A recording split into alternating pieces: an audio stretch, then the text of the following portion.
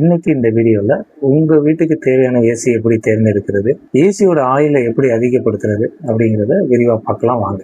நான் உங்கள் cool breeze air condition Gunalan. Welcome to mask 360.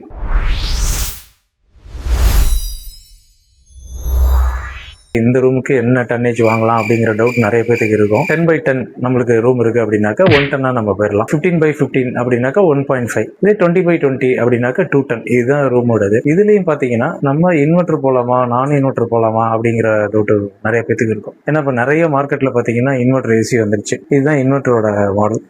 இதுல பாத்தீங்கன்னா நம்ம ஏன் இன்வெர்டர் நம்ம போறோம் அப்படின்னாக்கா பவர் கன்சப்ஷன், மெயினா பவர் கன்சப்ஷன் தான் நம்ம இன்வெர்டர் போறோம். நிறைய பேர் இப்போ பயப்படுறாங்க, இன்வெர்டர் வாங்கினா பிசிபி ப்ராப்ளம் வருது அப்படிங்கறதெல்லாம் நிறைய பேர் பயப்படுறாங்க. அதெல்லாம் முதல்ல தான் இருந்துச்சு, இப்பெல்லாம் நிறைய ரெக்டிஃபை பண்ணிட்டாங்க, ப்ராப்ளம் எதுவும் கிடையாது. இப்போ நான் இன்வெர்டருக்கு பாத்தீங்கன்னா உங்களுக்கு வாரண்டி பாத்தீங்கன்னா 1 இயர் கொடுத்தாங்கன்னா இதுல பாத்தீங்கன்னா 5 இயர்ஸ் கொடுக்குறாங்க. கம்ப்ரஸருக்குமே பாத்தீங்கன்னா 10 இயர்ஸ் வாரண்டி கொடுத்துறாங்க. அதனால தைரியமா நம்ம இனிமே இன்வெர்டர் ஏசிக்கு போகலாம். இன்வெர்டர் ஏசி தான் இனிமே ஃபியூச்சர்ல.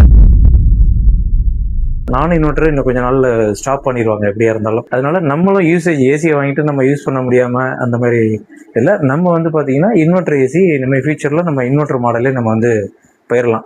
இதுல எப்படி வாங்கலாம் அப்படிங்கிறத பாத்தீங்கன்னா, இன்வெர்டரே பாத்தீங்கன்னா காயிலோட டைமென்ஷன் கூட, அதாவது இண்டோரோட சைஸ் பாத்தீங்கன்னா பெரிய இண்டோரா வாங்கிக்கிறோம். இந்த மாடல் பாத்தீங்கன்னா பேனாசோனிக். இதுல பாத்தீங்கன்னா 42 இன்ச்சஸ்ல உங்களுக்கு இண்டோரோட சைஸ் கொடுக்குறாங்க. இப்படி இருக்கிற பட்சத்தில் என்னென்ன உங்களுக்கு பெனிஃபிட்ஸ் என்னன்னா, காயிலோட டைமென்ஷன் பெருசா இருக்கும். அப்போ டஸ்ட் அக்குமுலேட் ஆனா கூட உங்களுக்கு கூலிங் குறையவே குறையாது, நல்ல சப்போர்ட்டிங்கா இருக்கணும். அதுவே இன்னொரு பிராண்ட்ல பாத்தீங்கன்னா இண்டோர் பாத்தீங்கன்னா சின்னதா இருக்கும். சின்னதா இருக்கிறதுனால என்ன இதுன்னா, சீக்கிரம் உங்களுக்கு காயில்ல போய் டஸ்ட் போய் அக்குமுலேட் ஆயிரும். அப்போ த்ரோ உங்களுக்கு கம்மியாயிரும். அதனால எப்பொழுதுமே இன்வெர்டர் மாடல் நீங்க வாங்கினீங்கன்னா இந்த மாதிரி பெரிய இண்டோரா வாங்கிடுங்க. பெரிய இண்டோரா வாங்கும் பொழுது நம்மளுக்கு பெனிஃபிட்ஸ் அதிகம். அதாவது இன்வெர்டர் வாங்குறதை விட நம்ம சர்வீஸ் பக்காவா பண்ணிடணும். வருஷத்துக்கு ஒரு சர்வீஸ், அது ஜெட் பம்ப் சர்வீஸ், இந்த மாதிரி பண்ணிட்டீங்கன்னா பவர் சேவிங் நல்லாவே கிடைக்கும். அதே போல சில பேர் பார்த்துருப்பீங்க 1 இயர் அதுக்கப்புறம் பாத்தீங்கன்னா அந்த பைப்ல பாத்தீங்கன்னா இன்சுலேஷன் கூட இருக்காது. காப்பர் டியூப்ல பாத்தீங்கன்னா வெறும் காப்பர் டியூப் மட்டும்தான் இருக்கும், அதுல இன்சுலேட்டிங்கே இருக்காது. அப்ப இன்சுலேட்டிங்கே இல்லாத பட்சத்துல நம்மளுக்கு பாத்தீங்கன்னா அது ஸ்டார் லேபிளே கிடையாது. பக்காவா நம்ம வருஷம் ஒரு சர்வீஸ்ல என்னென்ன செக் பண்ணணும்னா, கேஸ், அதே போல பைப்ல உள்ள இன்சுலேஷன் மெட்டீரியல், இது எல்லாமே நம்ம பக்காவா செக் பண்ணிருக்கணும். இது மாதிரி செக் பண்ணும் பொழுது இந்த கம்ப்ளைண்ட் நம்மளுக்கு பவர் சேவிங் நல்லாவே கிடைக்கும். அதே போல பிசிபியும் நம்மளுக்கு எந்த ப்ராப்ளமுமே நம்மளுக்கு வராது. பாத்தீங்கன்னா இது மிட்சுபிஷி. இந்த மிட்சுபிஷில பாத்தீங்கன்னா இதே நான் இன்வெர்டர் மிஷின்லையும் பாருங்க பெரிய இண்டோரா உங்களுக்கு கொடுக்குறாங்க. இப்போ இந்த மாதிரி இருக்கிறப்ப நம்மளுக்கு கூலிங்ல நல்லா சப்போர்ட் பண்ணும். காம்பாக்ட் இண்டோரை விட இந்த மாதிரி லார்ஜ் இண்டோர் பாத்தீங்கன்னா கூலிங்லாம் நல்லா சப்போர்ட் பண்ணும் உங்களுக்கு. இப்போ சேல்ஸை பற்றி ஒரு சில இன்ஃபர்மேஷன் சொல்லியிருந்தோம். இப்போ சர்வீஸில் ஒரு சில இஷ்யூஸ் நீங்கள் பார்த்துருப்பீங்க, சில பேருக்கு தெரியாமல் கூட இருக்கலாம். அதை பற்றி நான் உங்கள்கிட்ட ஷேர் பண்ணுறேன். சாக்கடை பக்கத்தில் இருக்கிறதுனால ஏசி நம்ம இண்டோர் அவுட்டோர் இண்டோர் அதில் ஃபிக்ஸ் பண்ணியிருக்கிறப்ப பார்த்தீங்கன்னா வீடு பக்கத்தில் இருக்கிறதுல சாக்கடையிலேருந்து ஒரு விதமான ஒரு ஆசிட், அதாவது பார்த்தீங்கன்னா இப்போ ட்ரைன் வாட்டர் வெளியில் விட்டுருப்போம். அந்த ட்ரைன் ஹோஸ் வழியாகவே நம்மளுக்கு அந்த ஏர் உள்ளார போகிறதுனால ஃபங்கஸ் ஆயிரும். ஃபங்கஸ் ஆகி காப்பராக இருக்கிறதுனால இந்த காப்பர் என்ன செய்யும், அந்த ஆசிட் ஃபுல்லாக அரிச்சிடும். இது நிறைய பேருக்கு தெரியாது. ஃபர்ஸ்ட் பாத்தீங்கன்னா பிளாக் கலர்ல ஒரு ஃபங்கல் அது ஆகும். ரெகுலர் சர்வீஸ் பண்ணாதவங்க இதெல்லாம் கண்டுபிடிக்கவே முடியாது. ரெகுலரா சர்வீஸ் ஒரு 6 மந்த்ஸ் ஒன்ஸ் சர்வீஸ் பண்றவங்க இதை ஈஸியா கண்டுபிடிச்சிடலாம். சர்வீஸே பண்ணாதவங்க இப்போ 1 வருஷம் 2 வருஷம் சில பேர் பாத்தீங்கன்னா சர்வீஸே பண்ணாம ஓட்டிருப்பாங்க. அவங்க எல்லாம் பாத்தீங்கன்னா டைரக்டா இந்த ஃபால்ட்டை ஃபேஸ் பண்ணுவாங்க. கேஸ் லீக் ஆயிரும். கேஸ் அந்த மாதிரி லீக் ஆகிற பட்சத்துல திரும்ப நம்ம அதை அரெஸ்ட் பண்ணவே முடியாது. என்னன்னு கேட்டிங்கன்னா, காயில்ல ஃபுல்லாகவே ஃபங்கல் ஆகி என்ன ஆகுனாக்கா உங்களுக்கு காயில் அரிச்சிடும். அப்போ கேஸ் எல்லாமே ரிலீஸ் ஆகிடும்.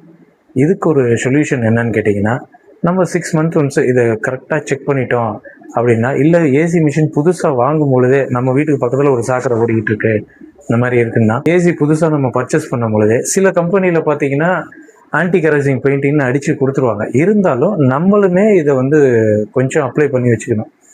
இண்டோர் காயில் ஃபுல்லாகவே தனியாக ரிமூவ் பண்ணிடணும். ரிமூவ் பண்ணி காயில் ஃபுல்லாகவே பார்த்தீங்கன்னா ஆன்டி கரோசிங் பெயிண்டிங்னு ஒரு கெமிக்கல் இருக்குது. அந்த கெமிக்கலை யூஸ் பண்ணி நம்ம ஃபுல்லாக அப்ளை பண்ணிட்டோம், இண்டோர் காயில் அப்ளை பண்ணி திரும்ப ஃபிக்ஸிங் பண்ணிடணும் புது யூனிட்லே. அந்த மாதிரி ஃபிக்ஸிங் பண்ணுறப்ப பார்த்தீங்கன்னா இந்த ப்ராப்ளம் வராது. ஒரு 2 இயர்ஸ் திரும்ப நம்ம ஒரு 2 இயர்ஸில் பார்த்தீங்கன்னா இது நம்ம செக் பண்ணிடணும். திரும்ப அந்த பிளாக் கலர்ல ஃபங்கல் ஆகுதா அப்படிங்கிறத நம்ம செக் பண்ணணும். இந்த மாதிரி செக் பண்ற பட்சத்துல பாத்தீங்கன்னா ஆரம்பத்திலே நம்ம கண்டுபிடிச்சிடலாம். சர்வீஸ்ல கண்டுபிடிச்சு திரும்பவும் அந்த ஆன்டி கரோசிங் பெயிண்டிங் நம்ம அப்ளை பண்ணி ரெகுலரா இதை பண்ணிக்கிட்டே இருக்கணும். இந்த மாதிரி பண்ற பட்சத்துல பாத்தீங்கன்னா இந்த கேஸ் லீக்கேஜ் ப்ராப்ளத்திலேருந்து நம்ம கொஞ்சம் ரிலீஃப் ஆயிடலாம். காயிலில் அப்ளை பண்ணுறதை பற்றி சொல்லியிருந்தேன், ஆன்டி கரப்ஷன் பெயிண்டிங். இதை பண்ணினாலுமே வாட்டர் லைன் நம்ம வந்து ட்ரெயின் வாட்டர் பைப்பு பார்த்தீங்கன்னா சில பேர் பார்த்தீங்கன்னா அப்படியே வெளியில் விட்டுருப்பீங்க. வெளியில் ஓப்பனாக விடும்போது என்ன ஆகும், அது வழியாக ஏர் உள்ளார போய் திரும்ப காயில் அரிக்கக்கூடிய இது உருவாகும். அப்போ என்ன செய்யணும்னா யூ ட்ராப் போடணும் நம்ம. அதாவது வந்து பார்த்தீங்கன்னா காயில் நம்ம வெளியில் ட்ரெயின் வாட்டர் வருதுன்னு வச்சுக்கலாம், அந்த ட்ரெயின் லைன்லேருந்து ஒரு பிவிசி பைப் போட்டு யூ ட்ராப் முறை போட்டு கீழே அந்த ட்ரெயின் வாட்டரை விட்டுறணும். அப்படி விடுறதுனால என்னென்னா இந்த யூ ட்ராப்பில் வந்து பார்த்தீங்கன்னா தண்ணி பார்த்தீங்கன்னா அப்படியே நிற்கிறப்ப வெளி ஏர் வந்து உள்ளார வந்து நம்மளுக்கு போகாதனால காயில் வந்து உங்களுக்கு எந்த டேமேஜும் ஆகாது. இது மாதிரி பண்ணுற பட்சத்தில் இந்த ப்ராப்ளத்துலேருந்து நம்ம வந்து ரிலீஃப் ஆகிடலாம். தொடர்ச்சியாக அந்த ப்ராப்ளம் உங்களுக்கு வராது. அடுத்தது பார்த்தீங்கன்னா இப்போ நம்ம சர்வீஸ் ஜென்ரலாக ஒரு சர்வீஸ் பண்ணுறதுனால என்னென்ன பெனிஃபிட்டு, என்னென்ன அட்வான்டேஜ் அப்படிங்கிறத நம்ம வந்து கொஞ்சம் பார்க்கலாம். இப்போ சர்வீஸ் பண்ணுறதுனால இது நார்மலான காயில், இதுதான் நம்ம ஏசி யூனிட் எல்லாருமே பார்த்துருப்பீங்க.